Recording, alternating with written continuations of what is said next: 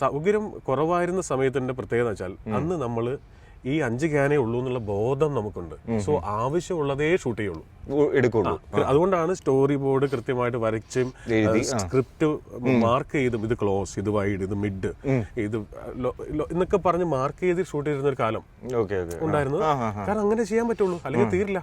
ഇത് ലൊക്കേഷനിലെത്തി അപ്പൊ തോന്നുന്നത് ഡയറക്ടർക്ക് തോന്നുന്നു അപ്പം പറയുക, അല്ലെങ്കിൽ ഒരു ഫേമസ് ആക്ടർ ടാലന്റഡ് ആക്ടർ ആണെങ്കിൽ കൈ നിടുക.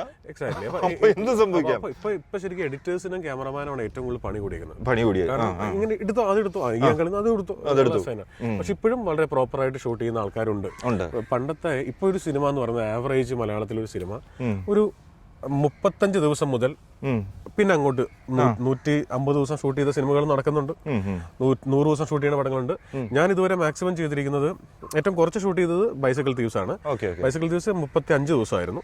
ഏറ്റവും പുതിയ സിനിമ തലവൻ ഷൂട്ട് ചെയ്ത് 65 ഡേയ്സ് ആയിരുന്നു. അതാണ് എന്റെ പരമാവധി എന്ന് പറയുന്നത്. പരമാവധി ചെയ്തിട്ടുള്ളത് ഷെഡ്യൂൾ തീർക്കും. മറ്റേ ഈ പണ്ടത്തെ ഒരു എക്സാമ്പിൾ പറഞ്ഞാൽ, ഇപ്പൊ നമ്മൾ ഈ അമരം പോലത്തെ സിനിമ ലളിത ചേച്ചി പറയുമായിരുന്നു. അമരം എന്ന് പറയുന്നത് കടലുമായി ബന്ധപ്പെട്ട അത്രയും പരിപാടികളുള്ള മധു അമ്പാട്ട് സാറാണ് ക്യാമറ, ഭരതൻ സാറിന്റെ പടം. ആ സിനിമ ഷൂട്ട് ചെയ്തിരിക്കുന്നത് 23 ദിവസം കൊണ്ടാണ്. അതെല്ലേ, 23 ഡേയ്സ് കൊണ്ടാണ്.